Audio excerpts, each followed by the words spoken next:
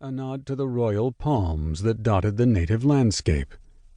The centerpiece of the design was a mosaic on the floor of the open-air rotunda. Roped off from visitors, it was a perfect circle of greens and blues located directly beneath the ceiling 5 stories above.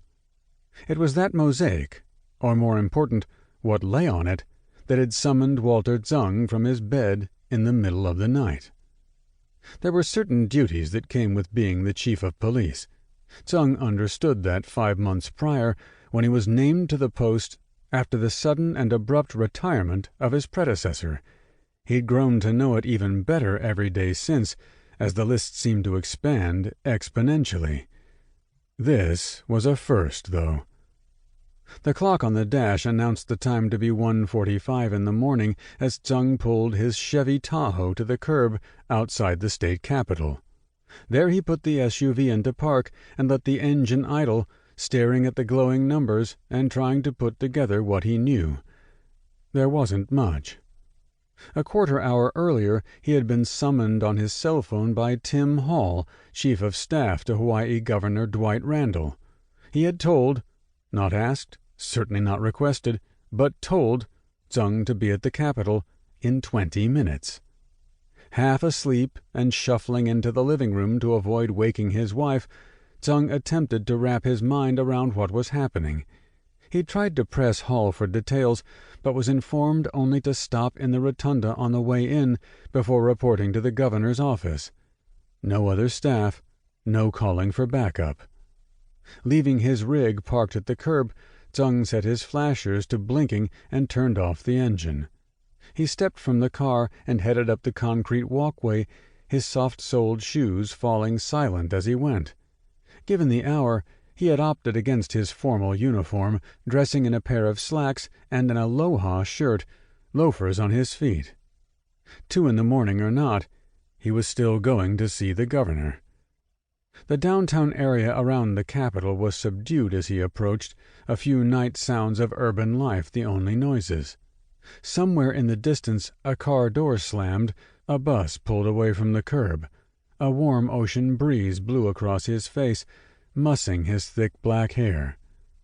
Tseng paid it no mind as he walked through the columns straight to the black curtains rising 10 feet high, stretched tight across the rotunda floor.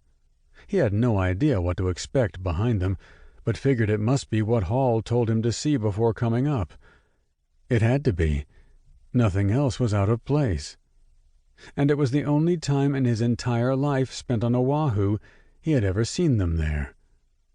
Tseng strode across the Capitol floor and stopped at one of the 2 upright steel poles that held the canopy in place, knocked with the back of his knuckles, peeled back the makeshift screen a few inches, and peered inside. Staring back at him were 3 members of the governor's security detail. They looked straight ahead, their expressions stony, hands clasped in front of them, as a single lamp threw harsh yellow light across them. "Chief Tseng, please come in," the man in the middle said. Tseng nodded as he stepped through the curtain and let it close behind him. Any residual noise from the outside world fell away, the tiny space unnaturally quiet. Tseng paused just inside and took in his surroundings. Across from him stood the trio of guards, each of them dressed much like he was. The men on either end were no more than 5'10", their hair shorn tight. Both of Polynesian descent, they tipped the scales at well over 300 pounds. In the middle was Duke Kalakona, head of the governor's security team and a rare holdover from the previous administration. 2 inches taller and a few pounds lighter than his counterparts, his dark hair was a bit longer and gelled into place. Given their respective positions, Tseng had worked with Duke on a few things before, mostly security for public appearances by the governor. Some people who worked with Duke found his no-nonsense style grating, even a little annoying. Tseng admired his straightforward manner. "Duke," Tseng said. "Chief," Duke replied. "I assume you've been briefed?" "Not at all," Tseng responded, shaking his head. "I was told to check in here before heading upstairs. What's going on?" Duke turned and nodded to the man on his left. On command, the man